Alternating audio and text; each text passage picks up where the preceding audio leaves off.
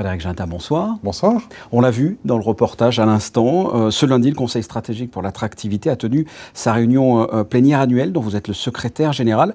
Qu'est-ce qui est ressorti de cette réunion ? Plusieurs choses.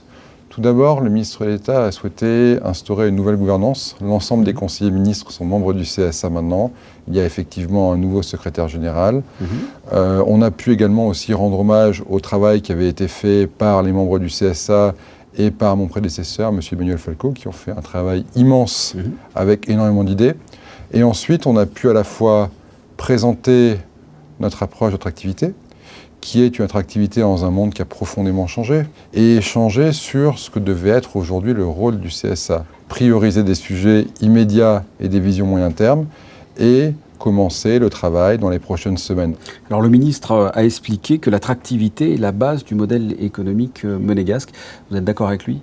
Alors, je suis évidemment entièrement d'accord avec lui, parce qu'aujourd'hui, Monaco, la prospérité de Monaco est très liée au fait justement de pouvoir attirer des résidents, des entreprises, des investisseurs, des touristes et des salariés qui viennent tous les jours en principauté.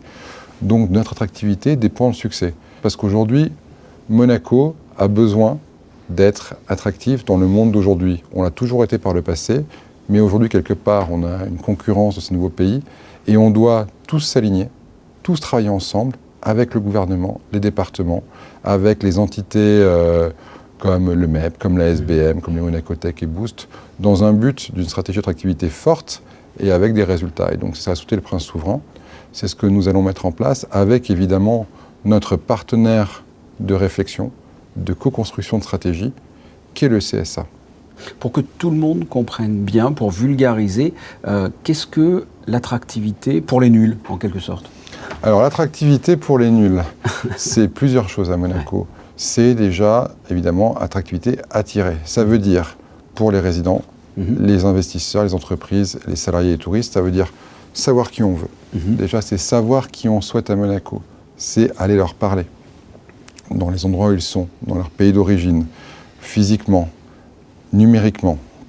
Une fois qu'on est allé leur parler, c'est les convaincre de venir et les accueillir. Donc c'est toute la démarche, quelque part, de l'accueil à Monaco.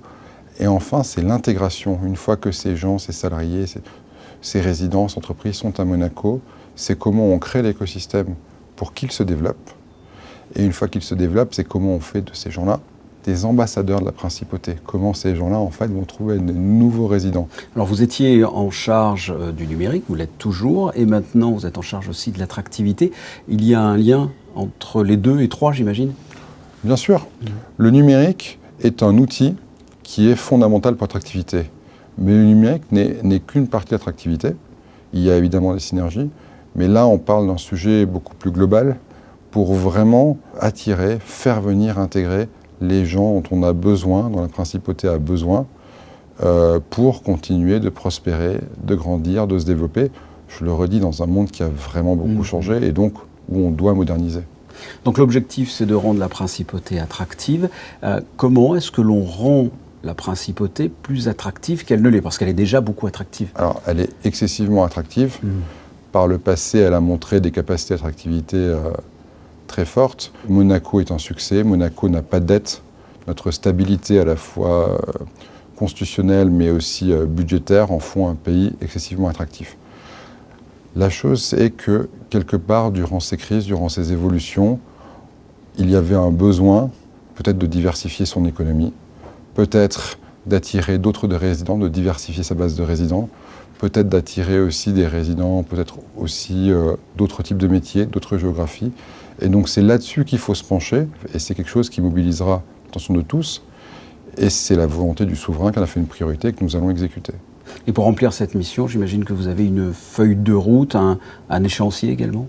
Déjà travailler sur des propositions de stratégie, après tout sera remis au prince souverain qui validera et donnera ses orientations évidemment, coordonner l'ensemble et fédérer l'ensemble des organisations qui sont liées à l'attractivité, faire aboutir des projets interministériels pour faciliter l'accueil en principauté, développer plus facilement notamment les nouvelles structures d'entreprise, on pense à la société d'action simplifiée, et qu'on puisse avoir une vraie cohérence et les moyens appropriés pour réussir cette mission qui est essentielle pour le pays. Frédéric Ginta, merci. Merci beaucoup.